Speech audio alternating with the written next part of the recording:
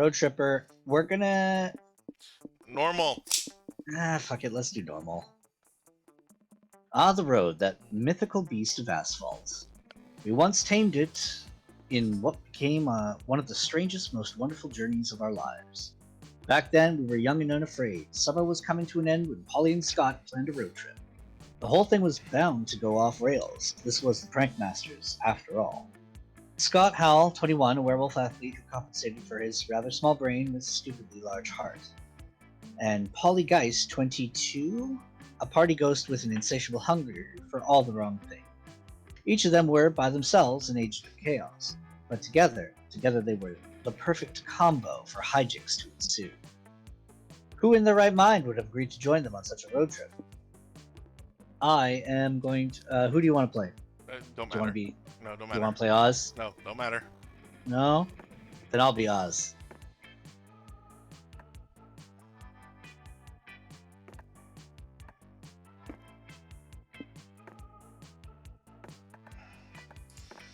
I'm gonna name him Bork. Bork?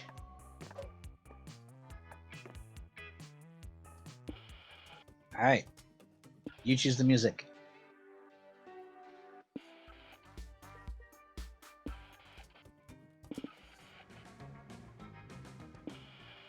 I still love the lo-fi beats. Lo-fi's good. Was the road trip a dangerous idea? Yes. Oh, that's you. Oh, is that me? Oh, You're in control. was the road trip a dangerous idea? Yes. Was it poorly planned? Yes. Did we do it anyway? Fuck yes. For in the end, we were young and unafraid. And we were ready to start. Hurrah!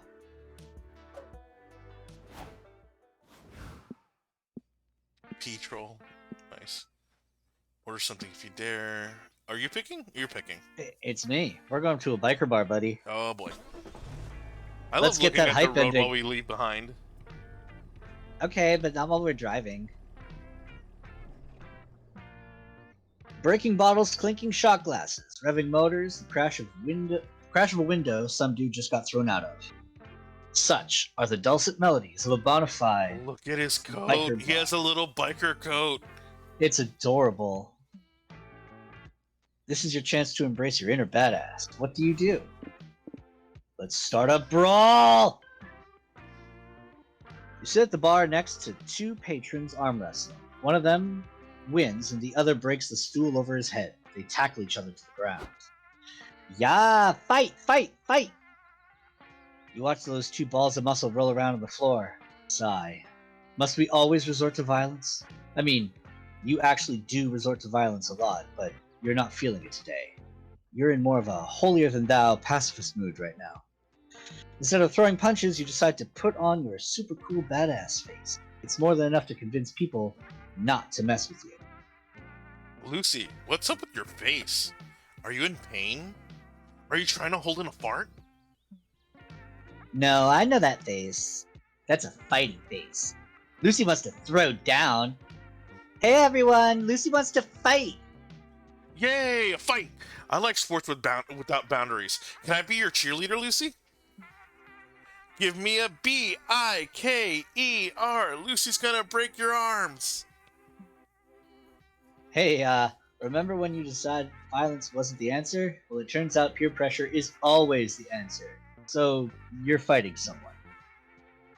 There's gotta be at least one person in this bar who's asking for a kick. Who do you challenge?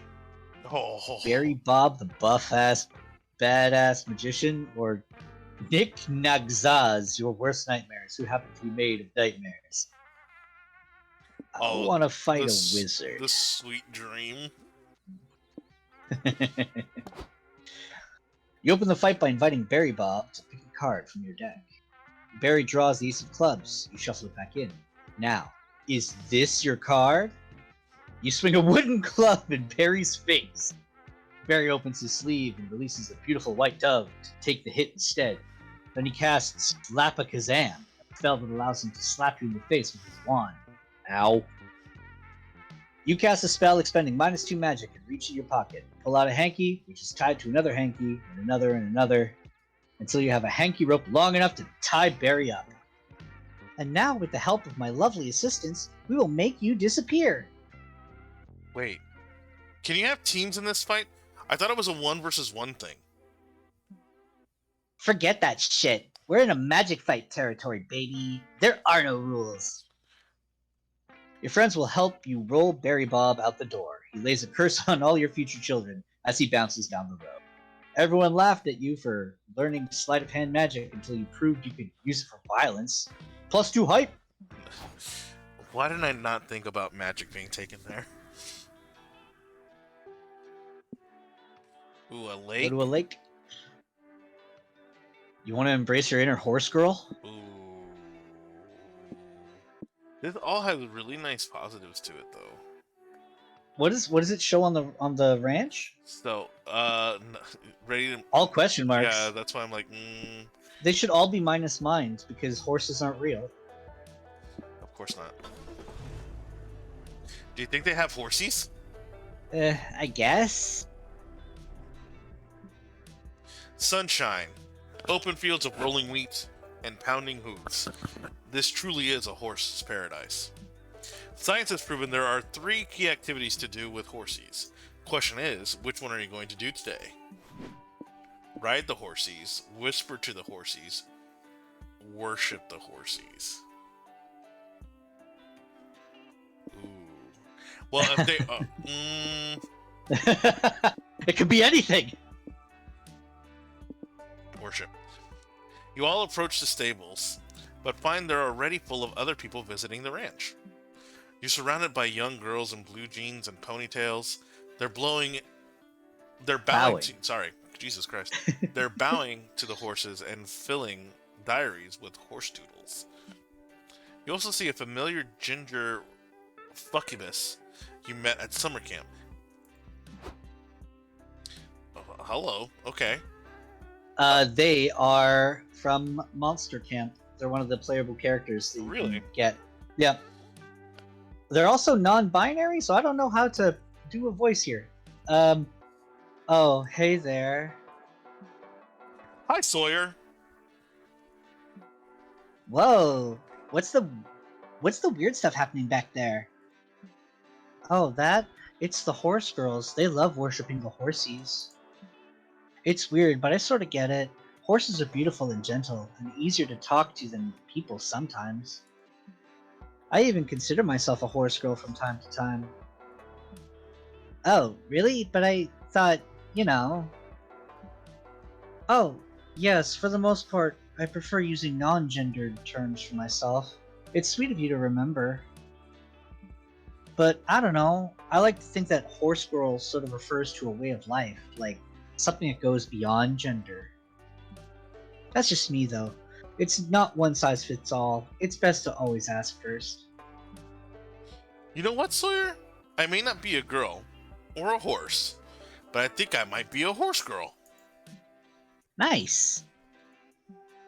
So, are you not joining the horsey worship with the other girl? Oh shit. Technical difficulties, hold on. Please hold. Nah, they can get pretty intense. They say the worship grants them secret horsey magic or something. I'll try it. Now that I'm a horse girl, I'll honor the horses by playing the basketball game horse with them. I'm sure they'll love to be included.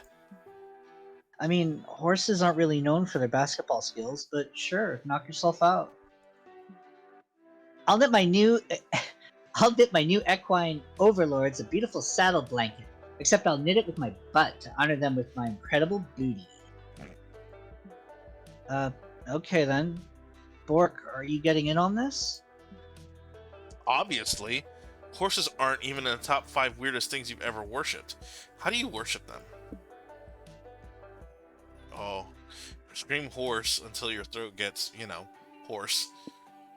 To show your loyalty, kill the horse's natural enemy, Travis Packard. Fucking Travis Packard.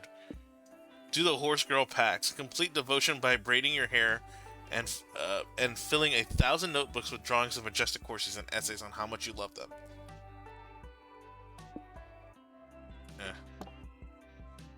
Who's Travis Packard? Banish his name from our stables! The horse girl shrieked. Fuck Travis Packard! All horses hate Travis Packard! But what did he do? Does he have an anti-horse agenda? Is he the CEO of a glue factory or something? You ask a lot of questions. Questions serve no purpose to horsies. You know what does serve purpose to horsies? Killing Travis Packard. Well, you don't get it, but there's no mechanics that let you backpedal on your choice, so it looks like Travis Packard's gonna die. Meanwhile, in the nearby town, a middle-aged, mustachioed man visits his favorite coffee shop. Good morning, Melody, he said to the barista. One espresso and chocolate donut, please.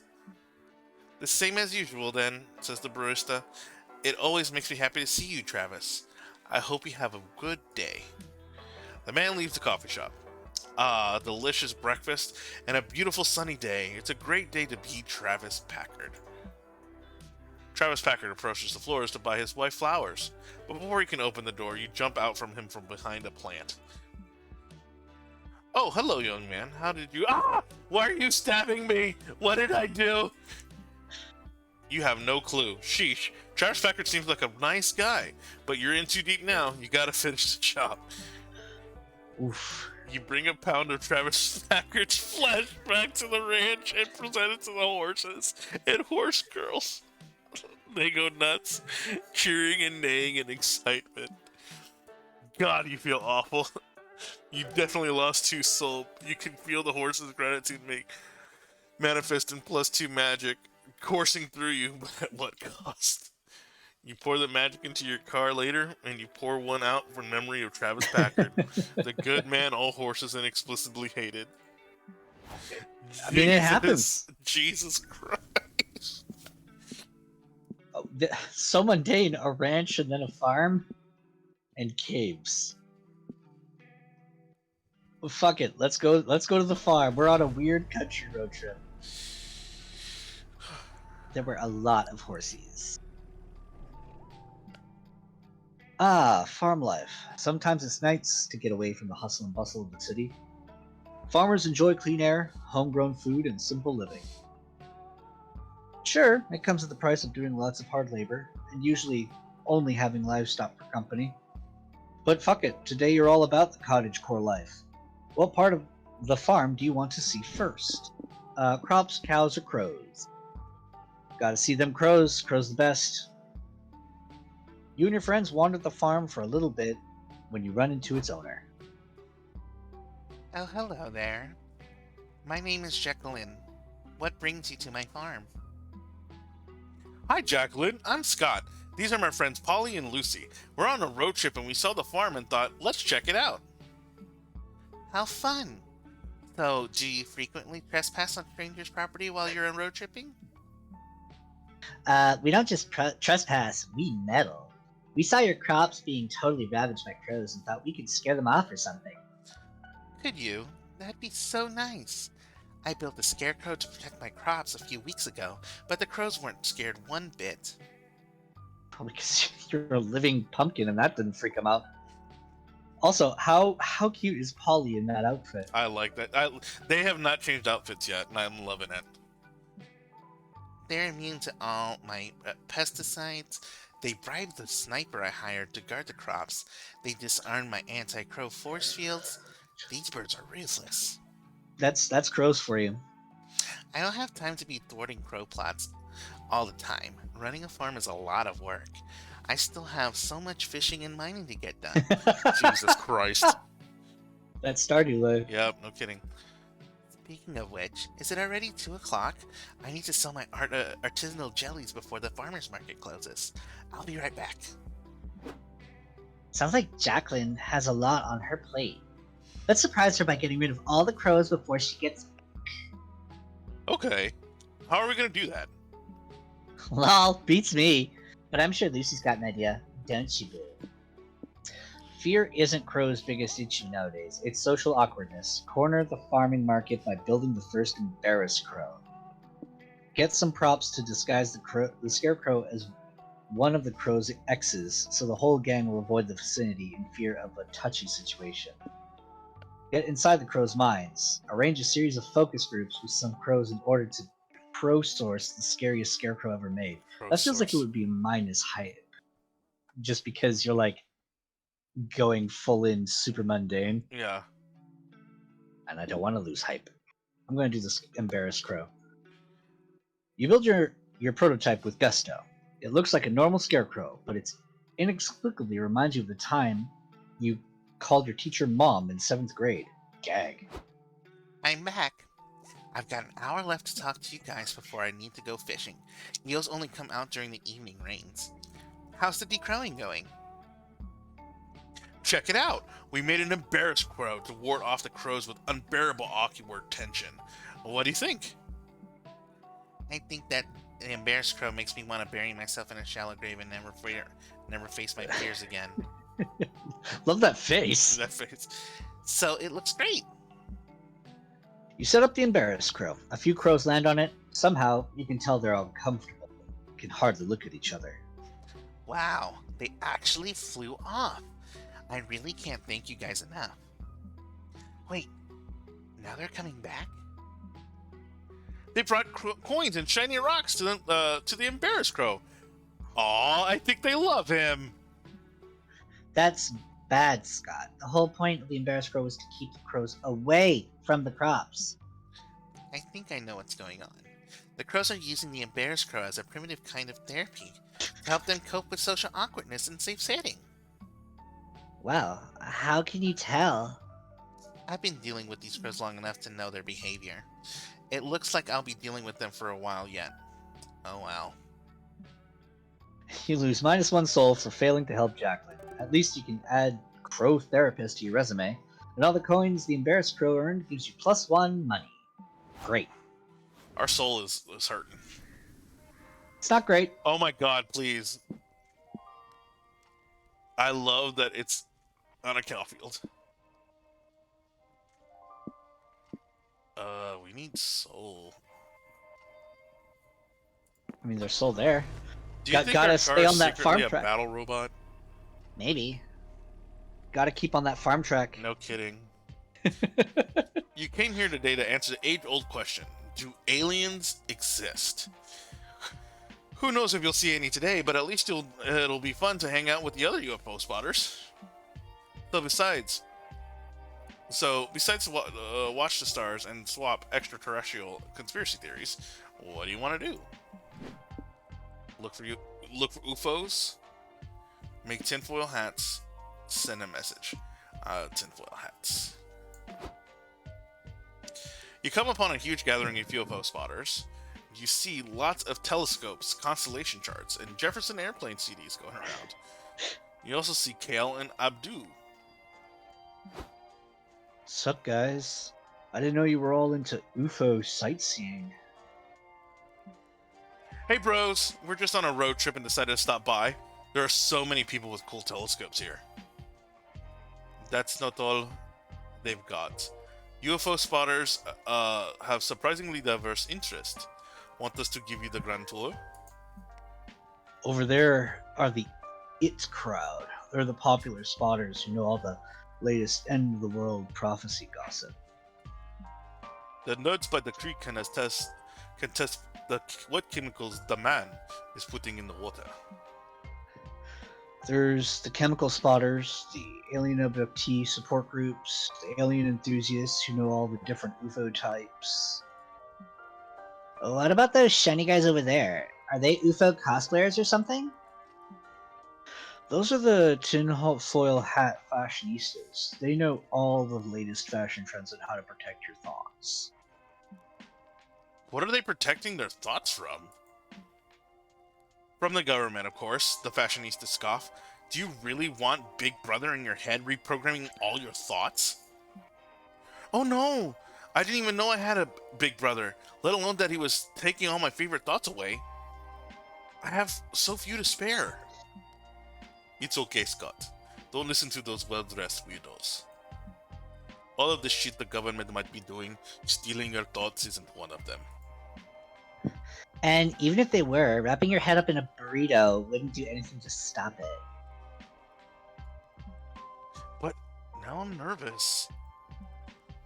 You're making me nervous too, man. Ugh, this anxiety's totally harshing my buzz.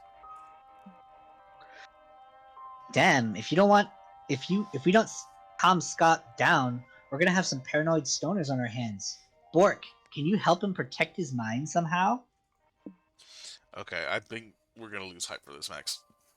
Oh, um, well, one might lose hype. If there are bodyguards, there must be mind guards for hire, right?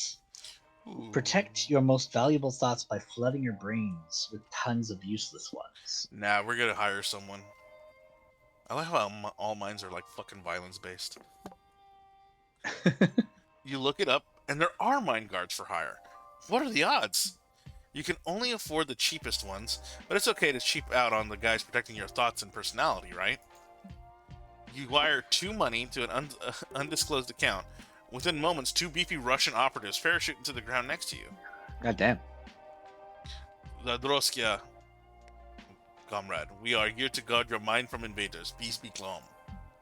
One of the mine guards snaps his fingers in what appears to be a Z formation. You feel the same, if a little dissed. Congratulations, mind is secure. We leave now. What, that's it? How do we know Borg didn't just get scammed? We never scam. We prove it. Borg, think numbers. 1 to 500. Now, you, Dogman, try to guess number. Oh, man, I didn't know there was gonna be a test today. 274. Wow, that's a big number, Scott. I didn't know you knew so many. Thanks. I've been practicing. So am I right? He actually is. It's fairly impressive Scott guessed your number, but this is looking more like a scam by the minute. Damn. Well, is why we test run. Obviously not completely turned. Should be calibration now. Dogman, guess again. Okay, I'll try to be wrong this time. Bork is thinking of pineapples. Well, comrade, were you thinking of pineapples? Nope, I was thinking of the number 69. Nice. Nice.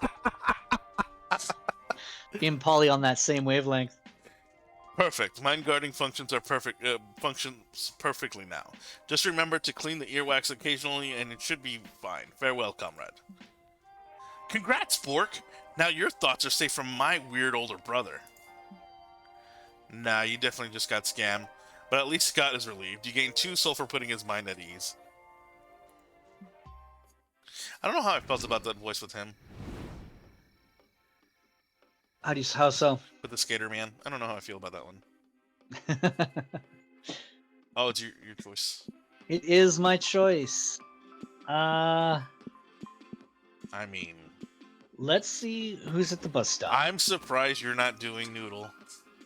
I mean, yeah. What does the car do again? Me I too. forget. Car will raise your lowest by 1 and your highest by 1, or lower your lowest by 1 and raise your highest by 1.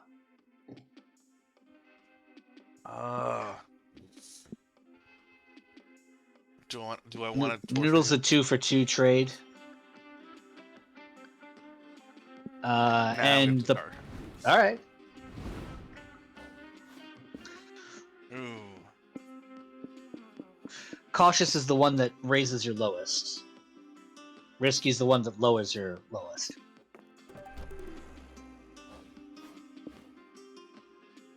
Miranda. Oh, Miranda. Were you doing For her 1 voice? week. I don't remember her. Yes, I was doing her voice. For 1 week, every turn you'll gain stamina but lose mind. Why? You invite Miranda to join the road trip. A road trip? How exotic! I'd love to go!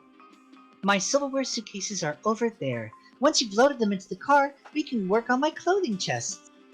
Sigh. A whole new world. Miranda has brought lots of snacks as she's learning to eat by herself.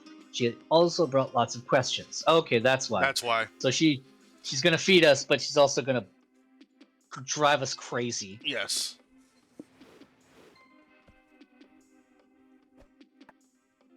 All right. We're kind of even across the board. Yep. Bork!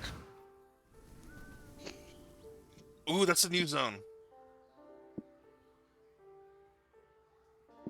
Let's go to the new zone.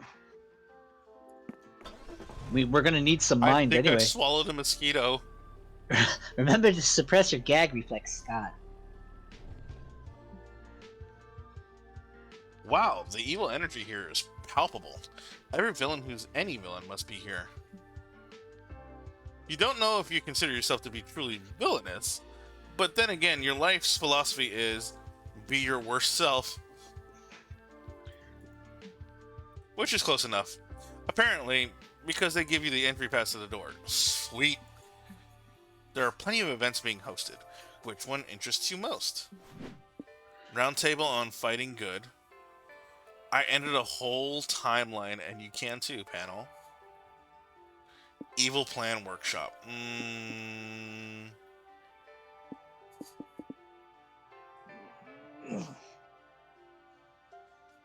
Roundtable on fighting good. Okay. You're sitting at a table surrounded by other evil hotties. Looks like everyone taking turns introducing themselves. Oh, hello. Hello, I'm Evil Joy, leader of the Evil Coven from a darker timeline, which I Oh, so she's different. Because I remember doing her voice. I'm like, oh, she's different. Yeah, she's Evil Joy. I'm Dimitri, commander of the dark side. My life's mission is to engulf this realm in the dark side's cold, luscious embrace. I also am a torrid on-again, off-again forbidden romance with Evil Joy's hotter, heroic twin. It's all very fun and morally gray. How do you even say that? I'm Axarax. I also dated Joy, but I won't lie, I've been kind of a C-tier antagonist since Season 3 of The Coven aired. I was just happy to get invited here. I'm Salome, the warlockess. Nothing pleasures me more than an evil plan gone horribly, horribly right. Though having sex with Hot Joy is probably a close second. Oh, my evil goddess. Could we talk about literally anything other than how bad you all want to fuck my evil non-twin? My non-evil twin. This is so awkward for me. Whoa, is someone sensing some real villainous chemistry here? We should form an evil team. Genius. I don't even know what voice I used for her. I know! What should we call ourselves? Maybe the Fuckers of Joy? There we go, that's... After all, everyone here wants to see Joy get fucked one way or another. Well, fuck me. Good help is hard to find these days. I suppose I'll lead your stupid Joy Fuckers Brigade if I must. Why would you be the leader? Why would you be the leader? You're the only one here who hasn't actually fucked with Joy. You didn't, did you? Because if you did, you're legally required to tell us in great detail. You're not actually interested in thwarting the Coven, but you're starving for a sense of belonging. You want to join the Fuckers of Joy too.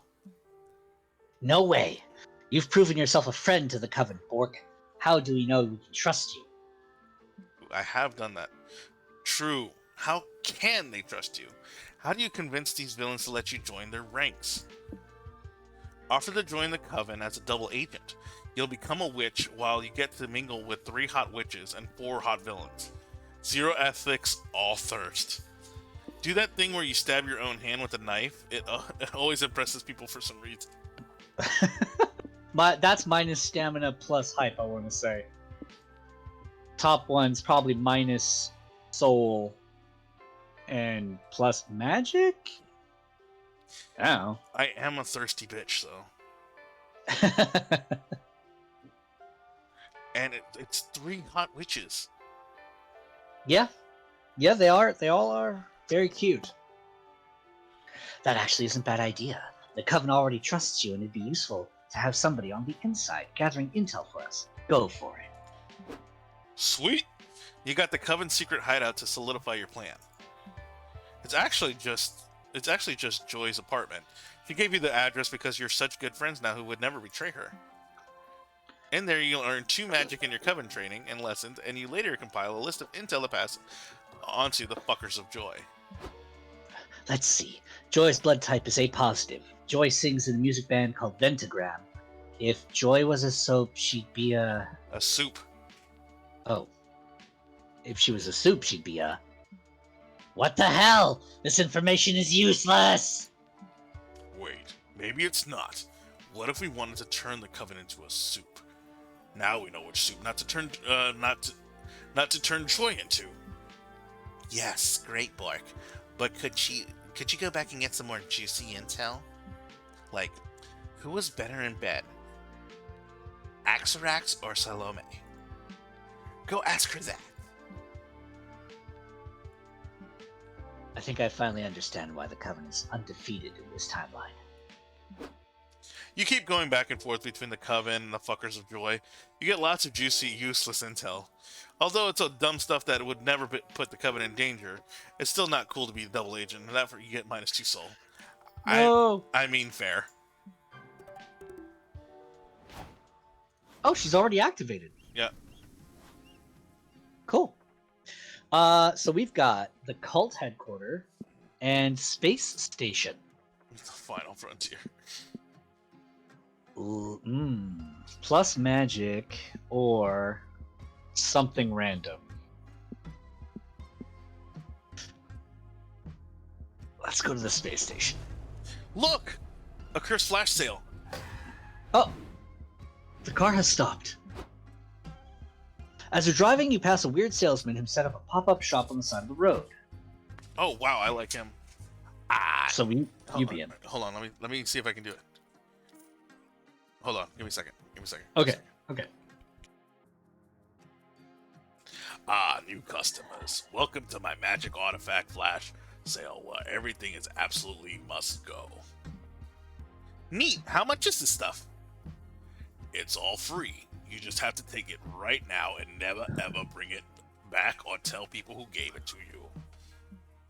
Why do you want to get rid of all the products so badly? They were taking up space in my inventory is all. They're definitely not cursed. I love free stuff that isn't cursed. Can I get something, Polly? Pretty please? Sure. Scott can have one sketchy magic artifact as a treat. Hooray! Scott browses. Oh, that's you. Sorry. Scott browses the flash sale for a bit before remembering that he's borderline incapable of making decisions on his own. Okay, I'm torn. I like this thing because it's got cool colors that hurt to look at directly. But I like the way this thing whispers unspeakable horrors in my ear. I just can't decide. Lucy, can you help me pick? What should we take? We are gaining magic no matter what. So, the ancient bracelet with a terrible secret hint it's not a bracelet. The ancient discount coupon that works everywhere but also looks so old that it forces you into hours of arguing with the manager to convince them it's valid. Ooh. That sounds like it's minus hype. It does sound like it's minus hype.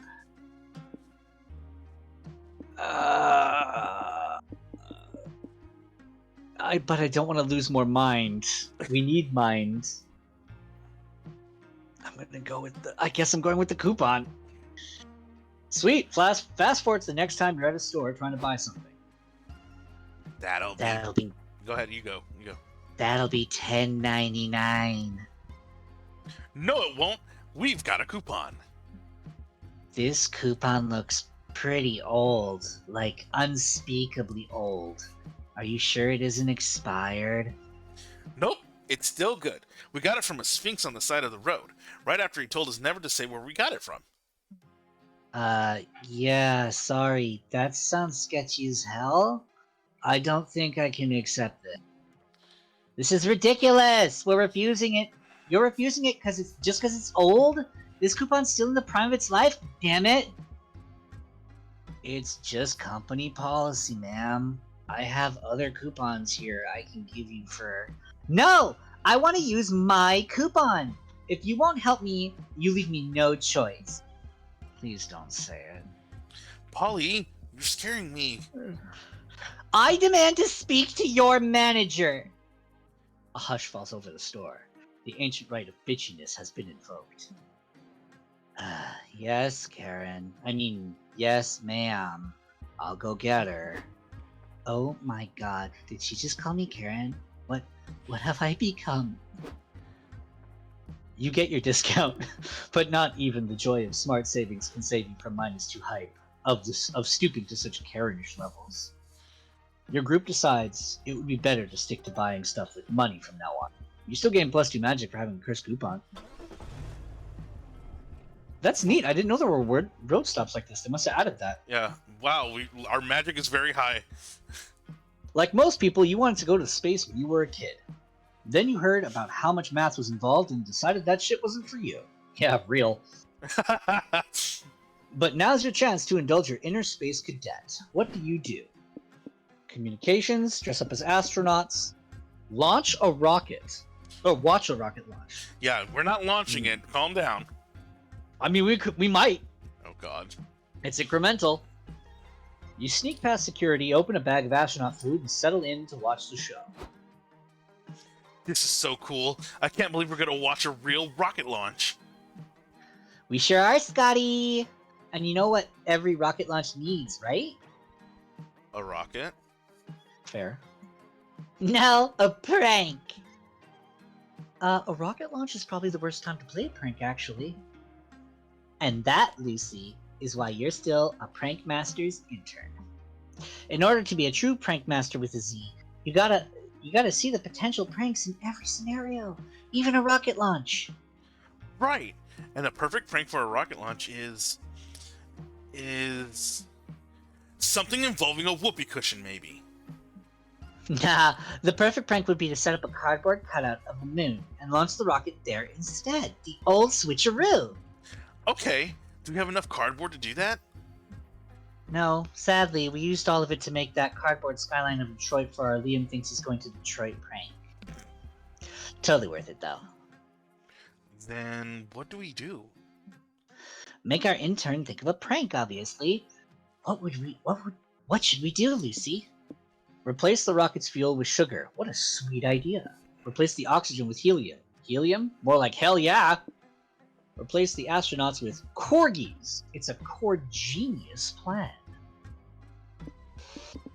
Go big or go home. Oh god.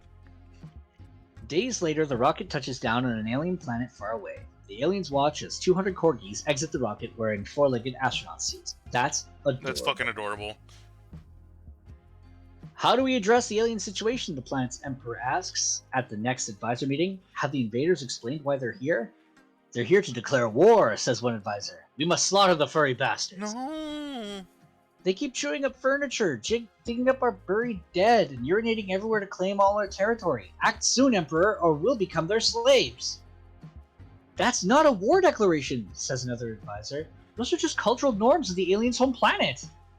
These invaders only love, friendship, and head pats. They're here to usher us into an era of peace. We'll give them whatever they want, says the Emperor. I fall in love with their cute faces and little legs. If only we knew their demands. Just then, the meeting door opens. It's Fluffbutt, the invader's ambassador. Cue a chorus of "Aww" from the aliens. Fluffbutt jumps in the Emperor's lap and lets him pet his belly. The Emperor notices a note tied around his neck and reads it. It says, "Dear alien, you're welcome for the dogs. Please wire $1 million alien dollars to our shared prank fund in thanks. We also accept tips in juicy alien secrets. We won't tell anyone, promise. XOXO, the Prank Masters with a Z." Polly, listen. I just got a call from the bank saying someone deposited 1 million glorples to our prank account, which is worth 1 money. Nice! I've got a highly classified alien telegram. It says vacate this planet before the year ends if you want to live. Haha, wacky. Oh You my lose god. -2 soul and gain +1 hype from your successful prank. And that alien tip will prove useful sooner than you think. You gain +1 mind. Oh no, our soul! Yeah, our soul is really bad right now. Oh my god. Things keep happening. What? Battle Royale or secret government lab? I mean, we should probably gain some soul, right? Probably. That seems like a good... Look, Scott, I made up a silly new dance. Scott is driving, Yuri. Are you a government conspiracy theorist? Well, you're about to be. Welcome to the secret government laboratory where all your favorite politicians order their scientists to play God. There are grisly experiments, mutated creatures, and crimes against monstrosity galore. What catches your interest?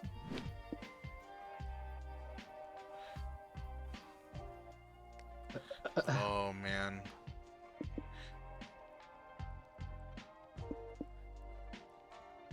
Scientific test gone horribly wrong.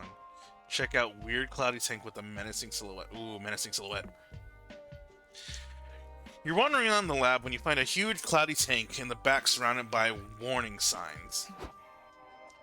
This sign says, beware of sex maglumite. Sex amalgamate. Sex amalgamate? I can't even fucking read that. Sex amalgamate. Handle only with hazmat suit post-nut clarity.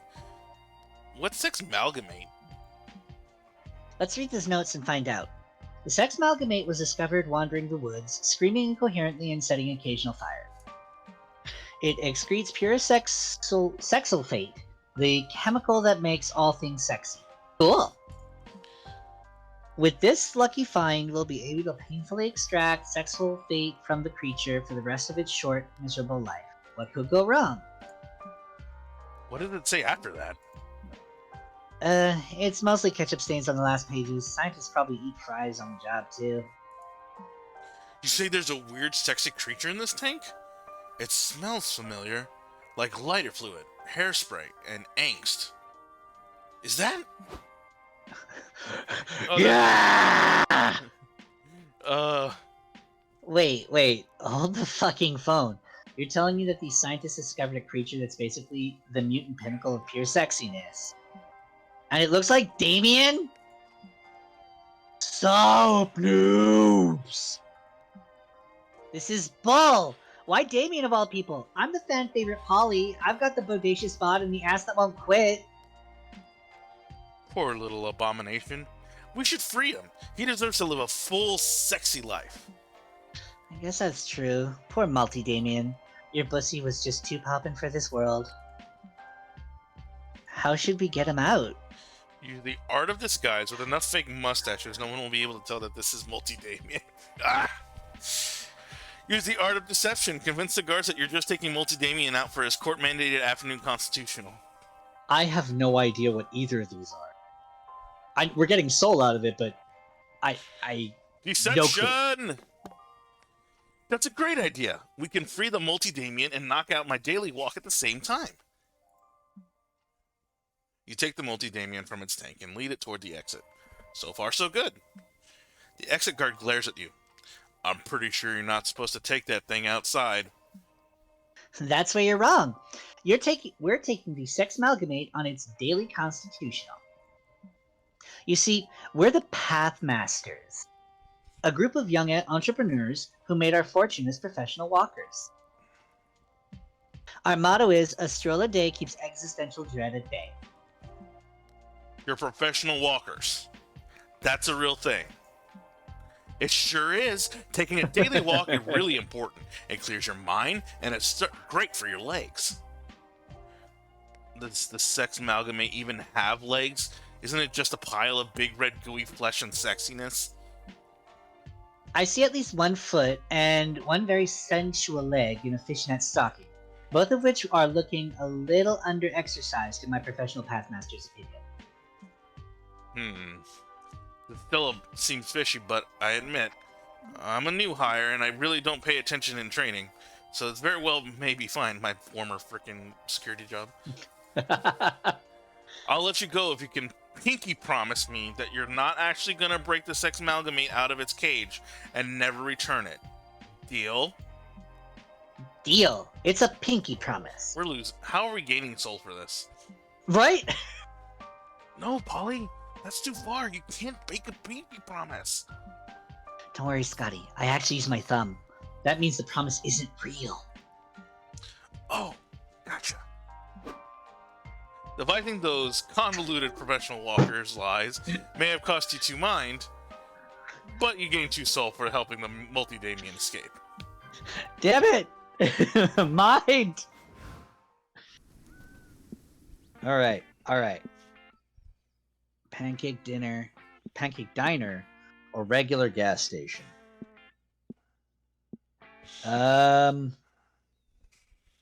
Let's go to the pancake diner. Okay. I've always enjoyed chasing cars, but it's so much easier when you're inside one. Yeah. Breakfast is the most important meal of the day, and the best breakfast is a fluffy stack of carbs smothered in syrup. You see that this diner has some absolutely enormous menu options. I hope you're hungry. So many pancakes to eat, so little time. What sort of meal do you want to order? Just eat food like a regular person? Eat the biggest meal. Pancake eating contest. Incremental! You enter the diner and are greeted by the hostess. Welcome to Pancake Paradise. Are any of you entering our pancake eating championship today? Championship? Nah, I didn't do any warm-up drills or anything. I think I'll just cheerlead from the sidelines. Lucy and I might give it a shot. Maybe there's a cool prize. Want me to mix some laxatives into the pancake batter to ensure our victory, boo? Tempting, but no thanks. If I'm going to eat a disgusting amount of carbs to win a contest, I'd rather do it on my own merit. First, you guys need to complete this readiness questionnaire to see if your body can handle the amount of pancake you're about to consume.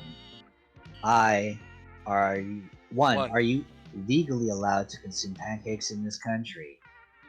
This one, yes! Let's hope she doesn't ask about Croatia. Do you have any syrup allergies? Nope. The only thing I'm allergic to is not having a good time. 3. Have you taken any appetite-enhancing drugs? Entering the competition with the munchies is strictly forbidden. No weed. Nah, I'm clean today. Fuck! Guess I'm disqualified. Alright. She's always high. No, it's the way that it cut out. Oh, it probably cut out, yeah. Alright, Lucy. You're good to enter. Which weight class do you want to compete in? Pancake Boy Jolly Race Born to Pancake. The Epic Pancake Tournament Arc Pancake to the Death. Pancake Beyond Consume the Concept of Pancake. Does that sound like mine because you're consuming concepts? Oh, you're right. Oh, maybe it is. And we need mind. I'm gonna go big. Great. Another theoretical pancologist. You'll be eating in the conference room. This greasy diner has a conference room? Yes, apparently, and it's full of uber serious philosophers contemplating a stack of pancakes on the table. The discussion leader says, Thank you all for gathering for our yearly conference on the consumption of the pancake beyond. They have a Beyond flavored pancakes now? Cool. Oh, no, we aren't going to eat the pancakes on the table with our mouths.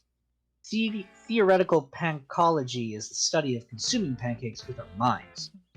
You see, we believe the term pancake was actually an ancient Greek philosophical concept referring to the nutritional, intellectual, and even spiritual sustenance cosmically sealed within everything. We're losing hype. Damn, that's wild! What evidence do you have to support this theory? I'm glad you asked. The word pancake begins with the Greek prefix pan, which means everything.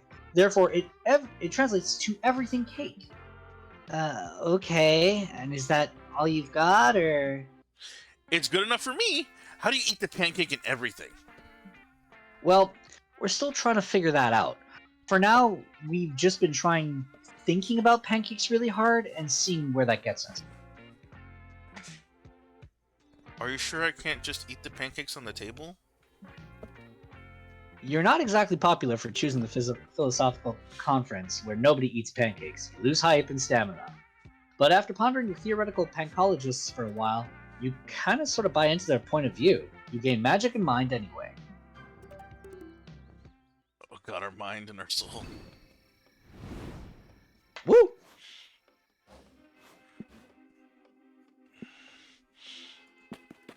Help. Help.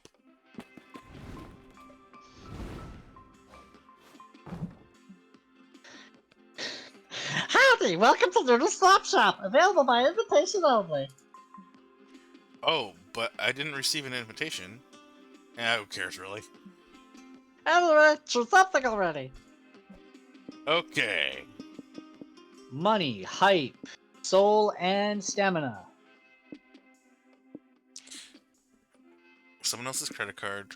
Postcard from your... Oh, no, I can't get that. Snacks.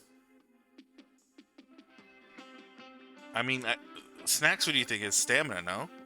Yes. And then That's hype. which one? Dragon Heat. Well, let's give up that. Bounty Hunter Contract, Haunted Review Mirror, Griffin's Album of Sick Beats, and Incredibly Delicious Salad. So, I think that's money, magic, stamina, and hype. I was hoping for some mind stuff. Yeah, me too. What's the magic number again? 25. Okay. We're still a ways away. Excellent choice! Safe travels, and remember Noodle Swap Shop motto. No prison can hold me, no rules can govern me. I am Chaos Incarnate, and I know where you live. Enjoy your purchase! I'm gonna talk to Miranda. Let's talk about the treacherous air people. The air people? They're the worst. I've been doing some of my own research on those treacherous feathered creatures. Some people are always telling me I am, how do you say, oblivious? So I wanted to be a little less oblivious for once, hence the research. Good idea. Prove people wrong. Exactly. And this may shock you, but it turns out a lot of the things we say about the air people are factually not true. Did you know the air people have no democracy at all? And most of them do not wear socks and sandals. Shocking. Don't get any funny ideas though. They're nonetheless a hideous force of evil that must be purged. Yes. But you can imagine how confused I was when I heard all the facts I knew about the air people turned out to be false. I asked my sisters about it. They said the problem is that the ways in which the air people are terrible and dangerous are very nuanced and complex.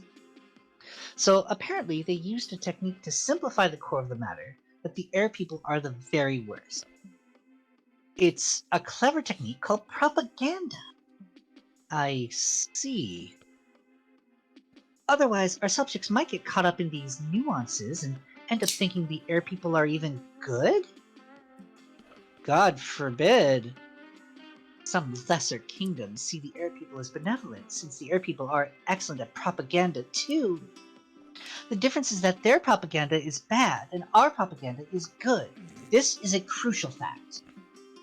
But because I appreciate you and I think you're smart enough for nuance, I preferred to be sincere with you about my findings.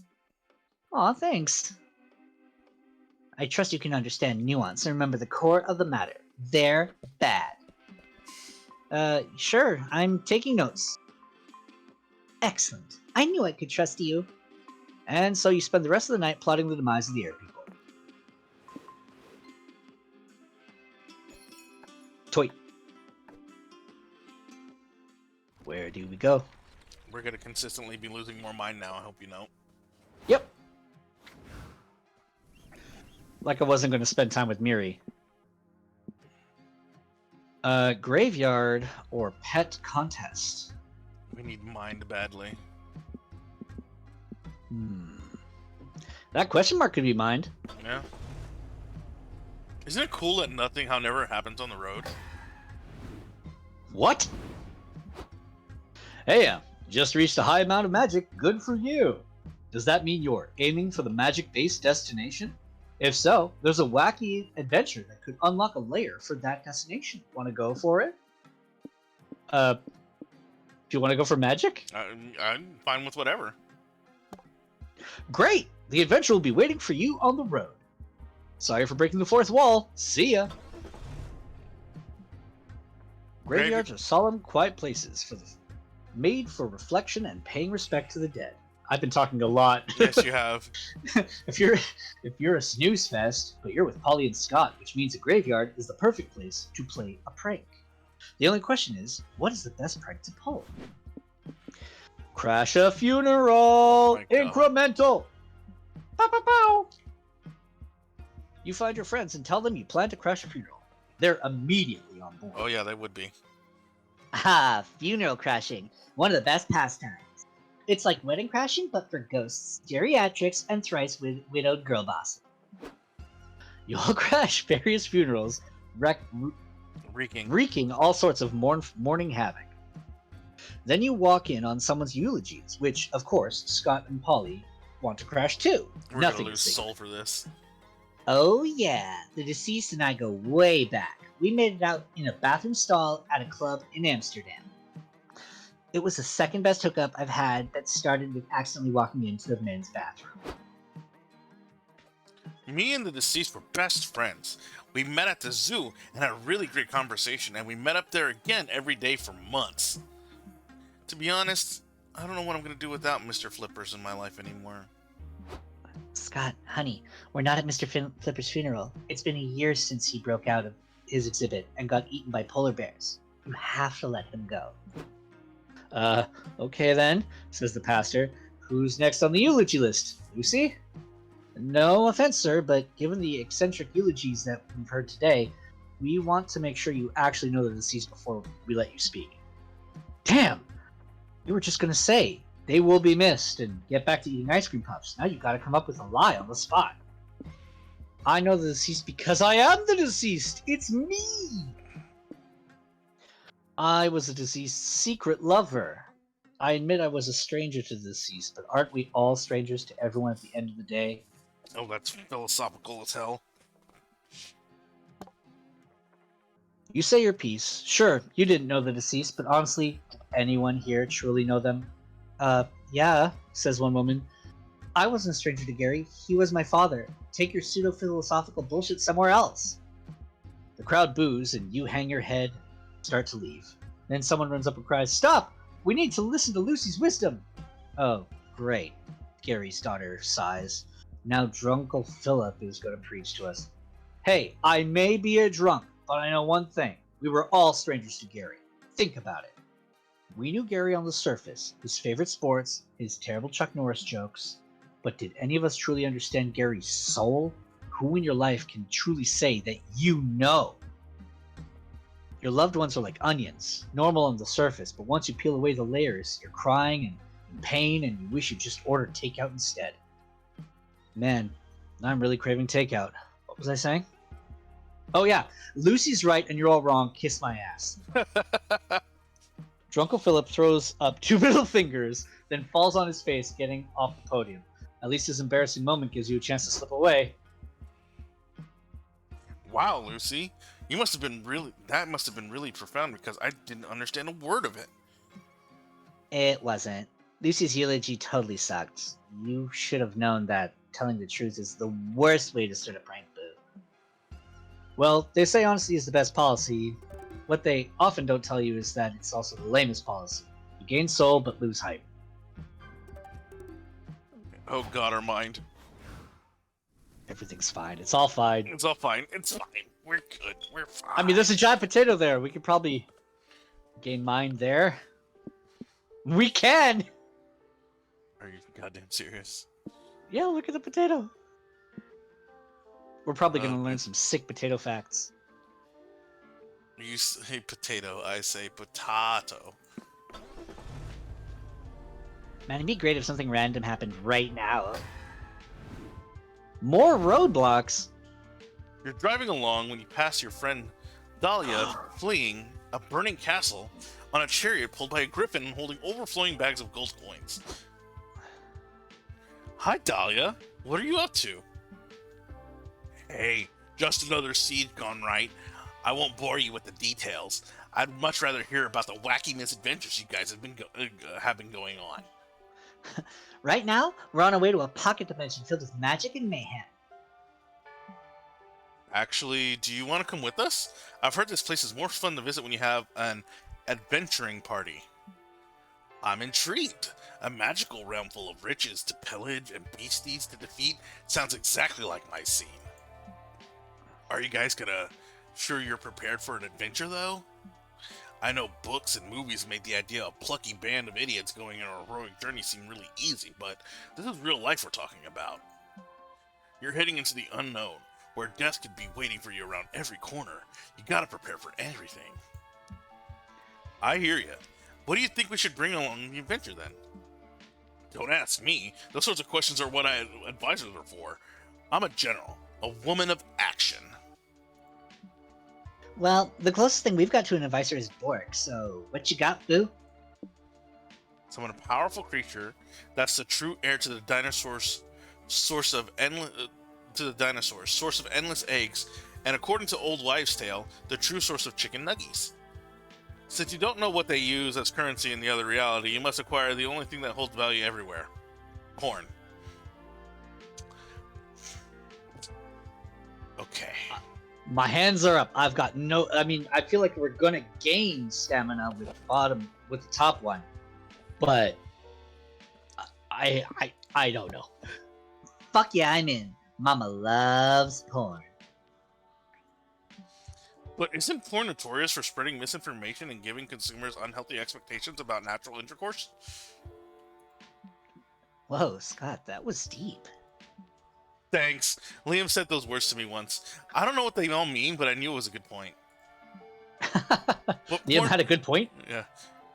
No shit, right? But porn can't be that bad, can it?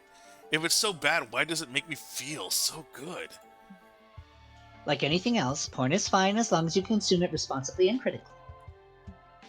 Besides, it can be informative. Not about realistic sex, but it has lots of info about nice butts. Just look at this porn star's butt. It's very educational. Wow. Such taut, turgent buttocks. This is indeed a high-quality butt.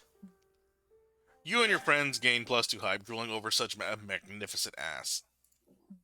You know, it occurs to me that the people in this pocket dimension might not find these forms sexually appealing.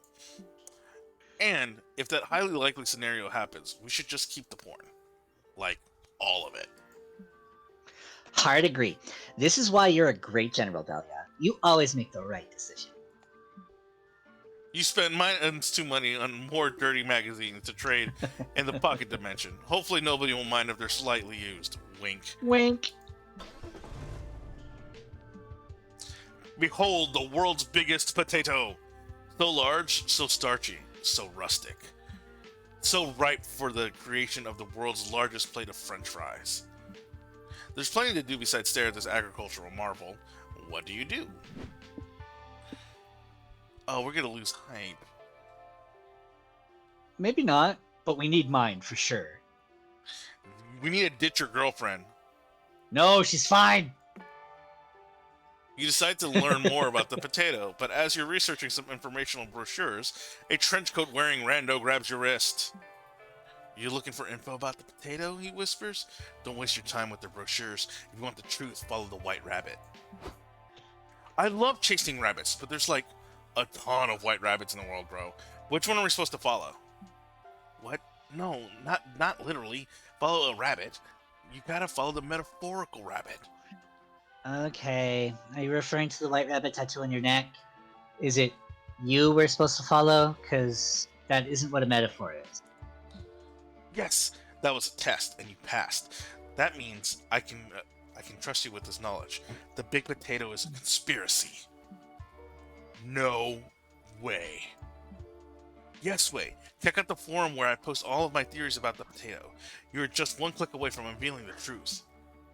Well, hello there, young folk, a nearby kindly old man says, the farmer who grew the potato. What brings you to my humble little farm? We're back on a fucking farm again.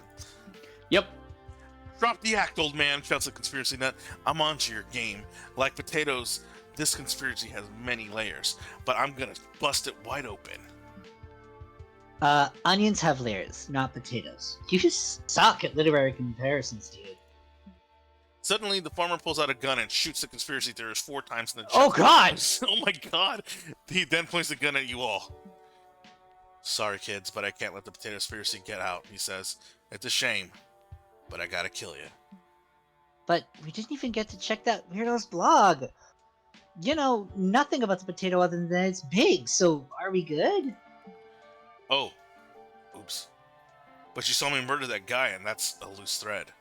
I can't leave y'all alive. No, you promised your mom you wouldn't die today. Talk to the farmer out of killing you. Convince him you won't tell anyone what happened. Tell the farmer your most embarrassing secret.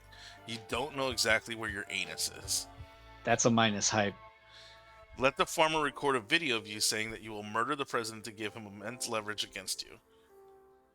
That's soul? No. Yes? Maybe soul. Wow, I gotta say, you jumped from don't kill me to I'll murder the president in cold blood very quickly. That'd work. The farmer says, such a bold threat would give me plenty of reassurance that you won't go squeal on me. Okay, we're doing this, I guess. The farmer sets up his camera, he hits record, and you say, I, Bork, am going to murder the president. I'm not convinced. Bork looks too harmless. Maybe he'd look more evil if he wore an eye patch? Why would wearing an eye patch make Bork evil? Tired movie stereotypes, Scott. On any other day, we should ditch them, but today we're making a terrorism-adjacent video, so fuck it. Eye patch it is. You try it with the eye patch on. It doesn't entirely work, perhaps because an eye patch isn't directly related to someone's morality. Maybe the problem is the cinematography. Try filming it at a Dutch tilt angle to accentuate the surrealism. And I want more pathos, Bork. I want to taste the blood in your words. Picture the president stealing your favorite hat. He campaigned and got to office only to have enough influence to get your hat. Work with that. Let's do 2 eye patches. Double the evil. Great. Now a homicidal stranger has a video of you threatening the president while totally blind. This can't go wrong. Well, it ain't Casablanca, but it'll work fine for the blackmail material, says the farmer. Nice meeting you, folks.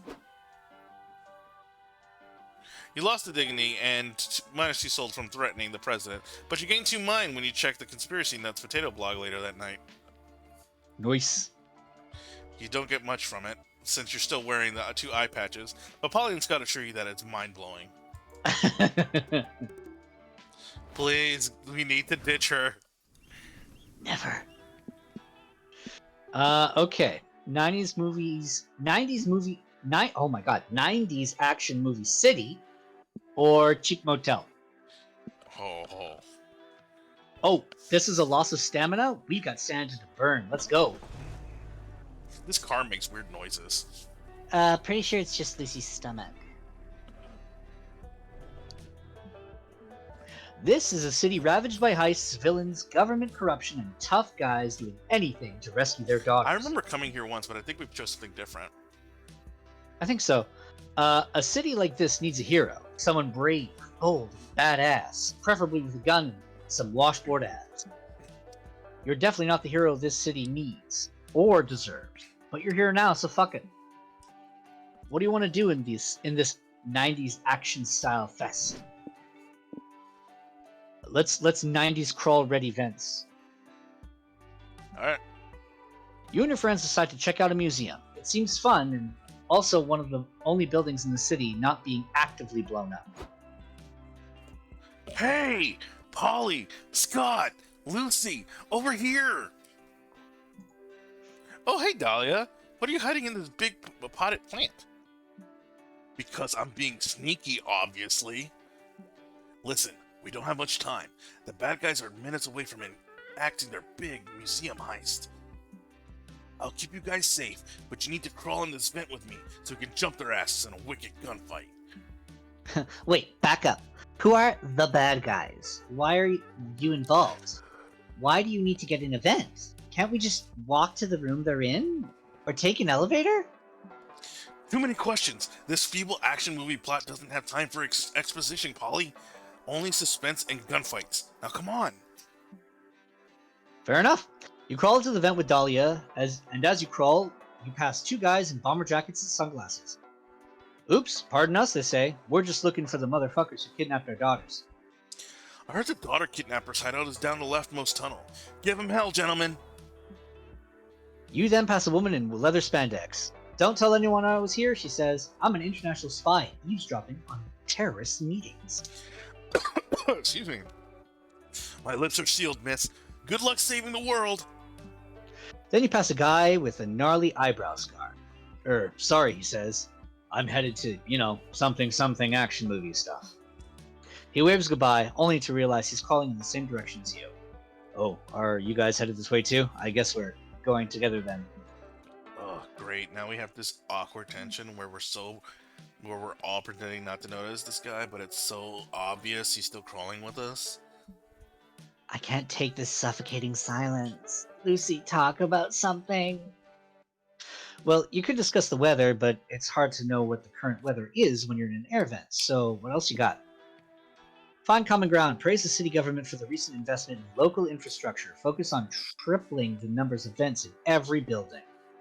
Ask him if he's read anything interesting lately. What action movie also doesn't love intellectually stimulating books? We're already good. We're losing stamina. To lose stamina and gain mind just feels like we're backpedaling on Miri. I want to know what we get for this one. Probably money. Do we need money? Fuck it. Let's talk about books. Polly loves books, so. I have actually, the stranger says. I just finished Homemade Bomb Creation for Dummies. It was fascinating. What do you need that knowledge for? Lots of things. Take the scenario. You've been knocked out and locked in a janitor's club. Just combine bleach, floor polish, a cup of vomit absorbent, shake it up in a thermos, and boom, homemade explosive to bust the door down. Or perhaps you're having dinner with your girlfriend's parents, and the evening is full of stares and awkward silence, and you can't take it anymore. Using the chicken fat, fancy candle, 3 tin fork, and the C4 you stashed away for a heist later, you've got a ticket out of that mess. 3 tin forks. Okay, I think I got all that written down. Thanks for the tips. Wait a minute. What was that you said about doing a heist later? Oh, right. Well, since we get on so well, I guess we'll just tell you. I'm the leader of a criminal syndicate who's here to steal millions of dollars in jewelry from the museum. What?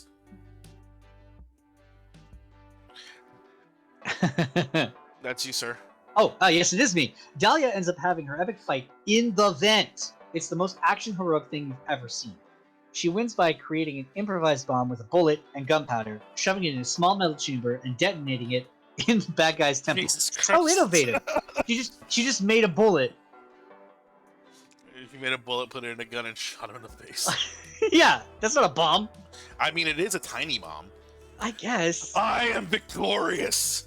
Lucy, it was clever of you to get that bad guy to reveal himself with the power of your inane chit-chat.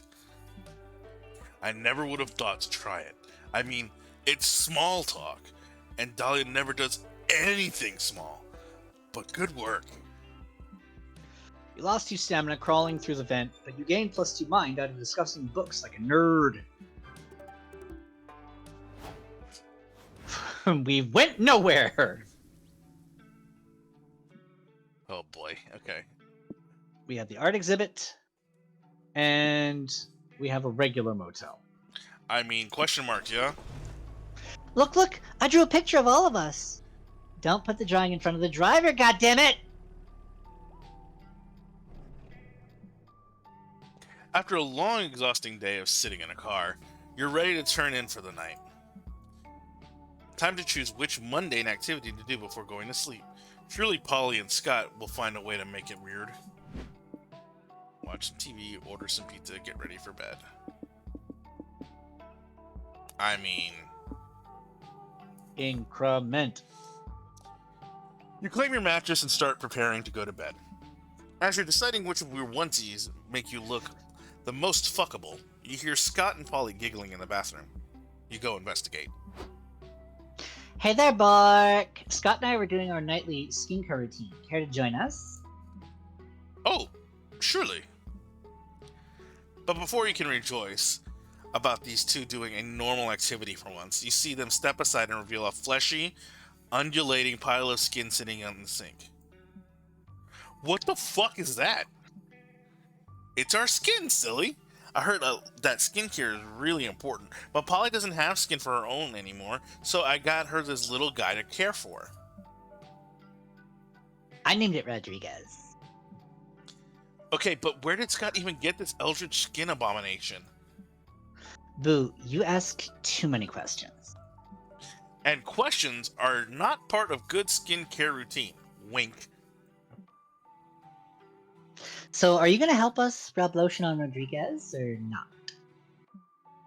Despite not having eyes, the skin is somehow staring at you. Maybe even through you. Nope, I did not sign up for this. Well, actually, you did sign up for this. Moisturizing Rodriguez is in your road trip contract. Damn be the day I signed that contract on a dare. It looks like you're stuck rubbing lotion on this creature. How long can you stand to do it? Ooh. This tells me stamina. But probably also mind. Like loss? Yeah, because it's an eldritch thing. I'll do an hour. You pat some lotion on the skin. It feels like slime, but it's warm and wiggly. It seems to be purring? Nice work. Rodriguez has been kind of stressed lately. Do you think you could rub the lotion shiatsu style to relax the knots in its back? This thing has a spine?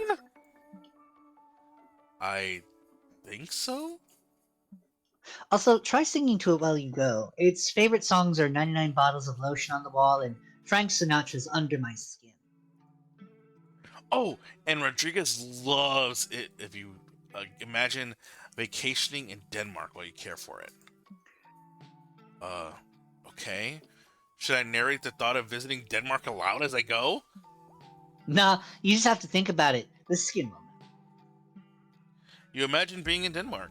At least the fantasy helps you get through this ordeal. You lose 2 mind, oh my god, but gain 2 hype for being skincare conscious friend. We need to dump your girlfriend. Never. I mean, I'm gonna go into a deep conversation, so we might lose her. Damn it. Get mind! If he doesn't have mind, does this lower... How do we do this again? If you play cautious, we'll gain mind and lose magic. But only 1 point. Not gonna help. Alright, let's try it.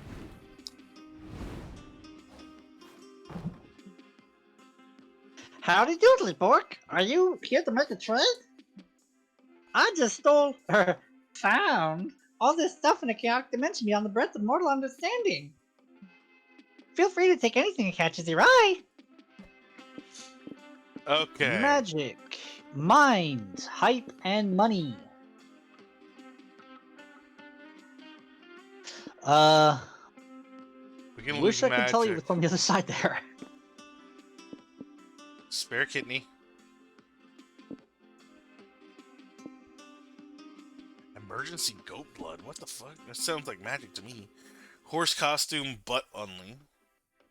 Only. Only. That's one. Spare kidney. So this seems like stamina to me. This seems like magic. This seems like... What? More magic, probably. Yeah.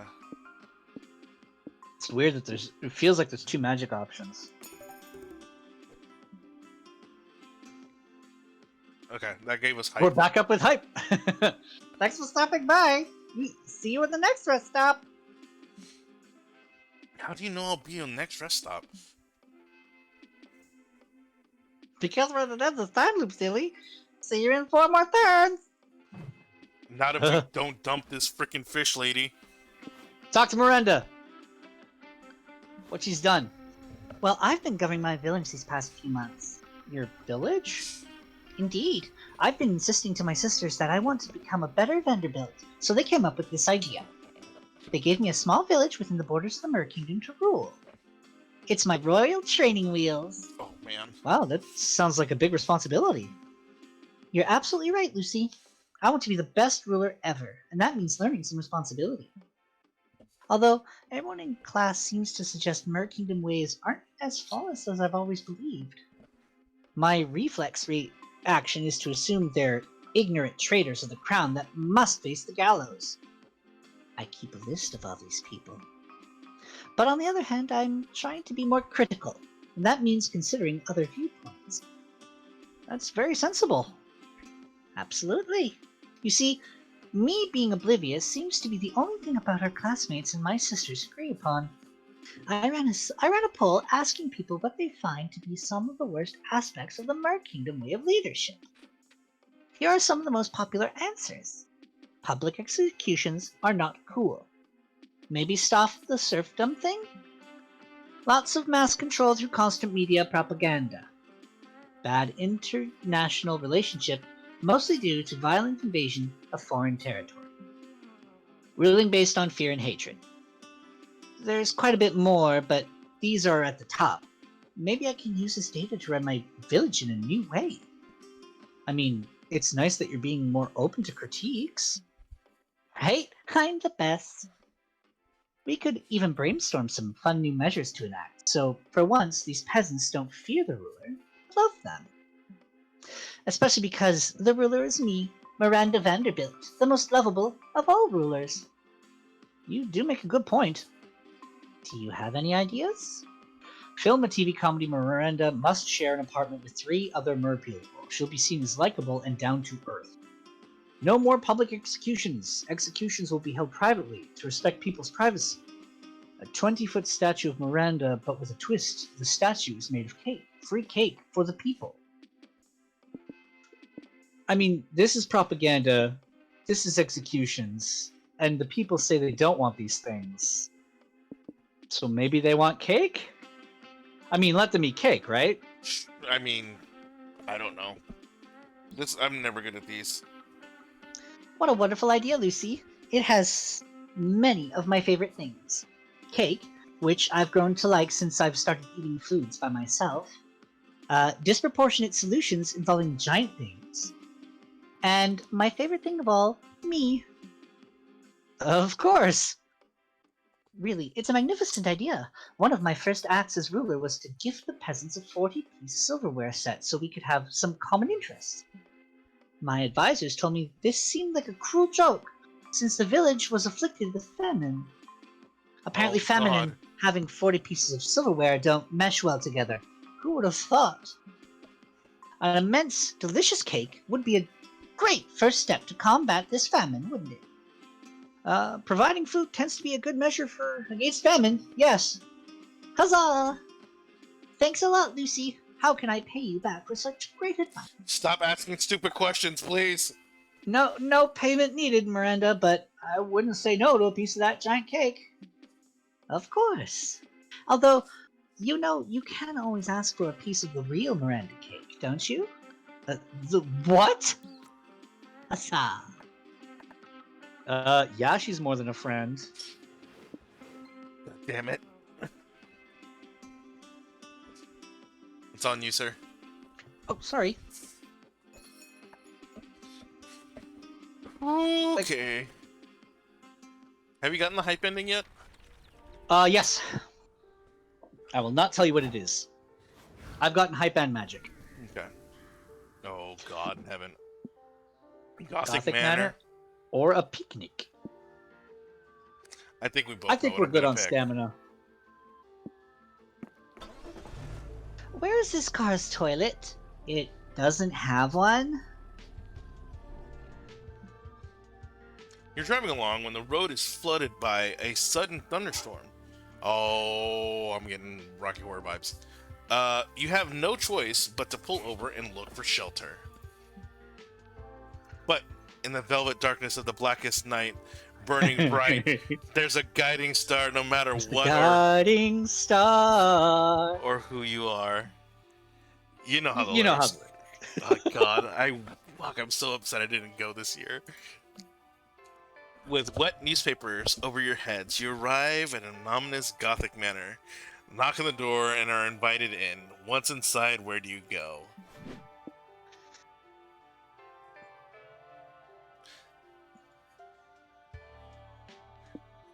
Oh man. The dramatic chamber music. You follow the haunting music to a grand ballroom, where a cloaked figure in a white masquerade mask is playing the organ. He greets you. Oh, my God! stranger, It's behold. Yes. it's Liam. It, oh, maybe. It is. Look at him. I mean, he's got blue skin. He's a vampire. The, Oh, strangers, behold my tragedy. The operas I compose are only to be sung by the angel who has stolen my heart. Ooh, sounds saucy. Who's the lucky one?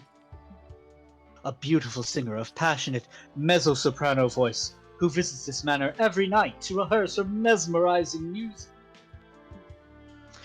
If only I was brave enough to ask her to become the star of my grand opera. But alas, she's here!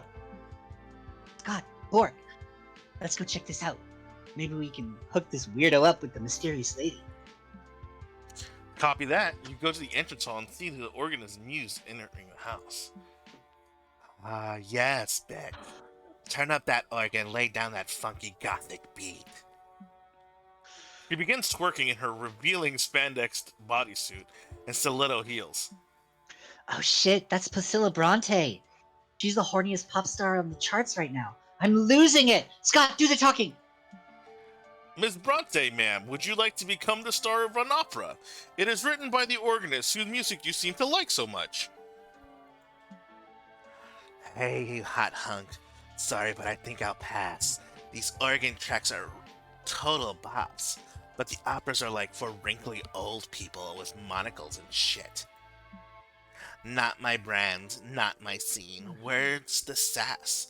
Where's the ass?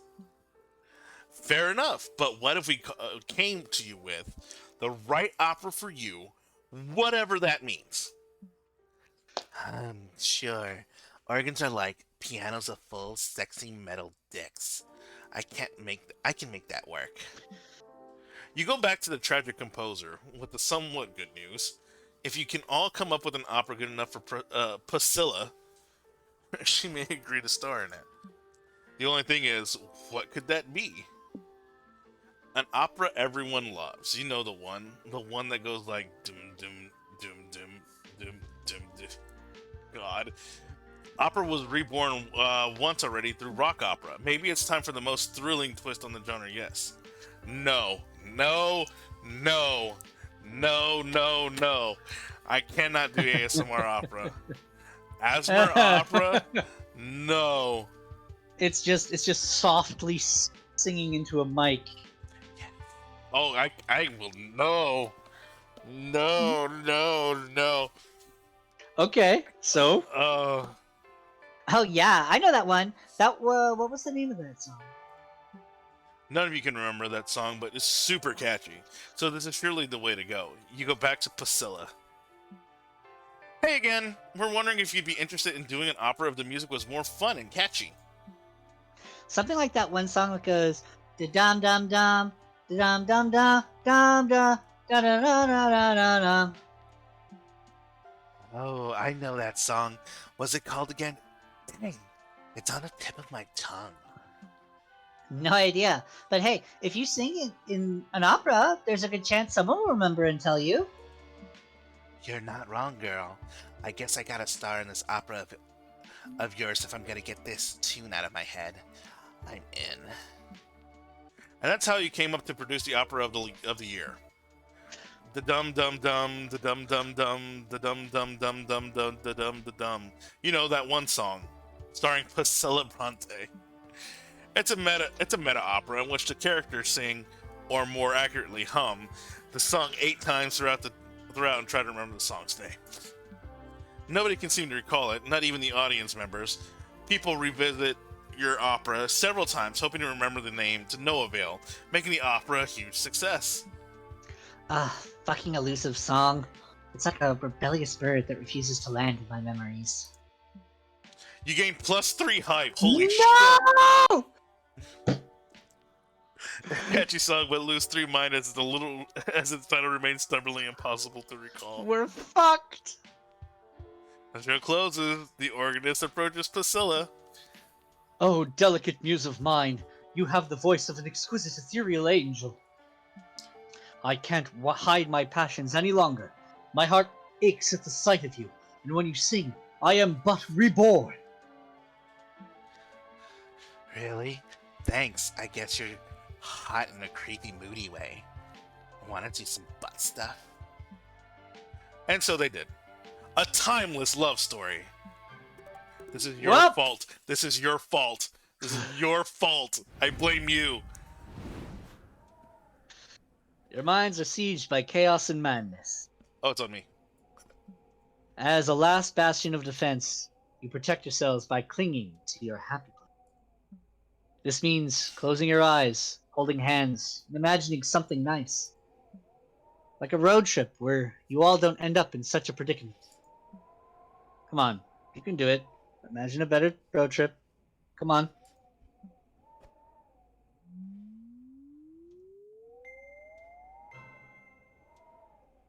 How? What? Well. Apparently you lost us all our mind? We don't need to talk about this.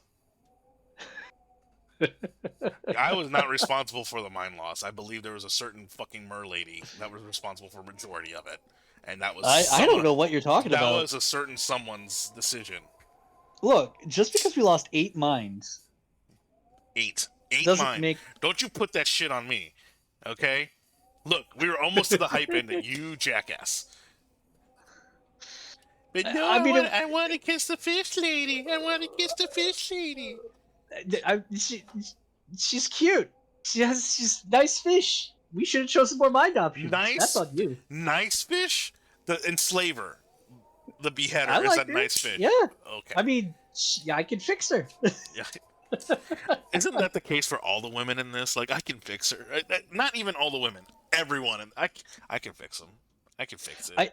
I think the only one that doesn't actually need fixing is Hope. Possibly. Oh. Oh, well. My god, 346 events? I have 347. Oh my god. Weird. Destinations have more to offer now. Go check out the Destinations Guide. Yeah, if you look on the side, now it gives you suggestions when you're actually playing. Where? For like, when on you're the playing. tab. Whatever. You can't see it. It's fine. Oh my god. All right. Let me stop Well, this recording. Yeah.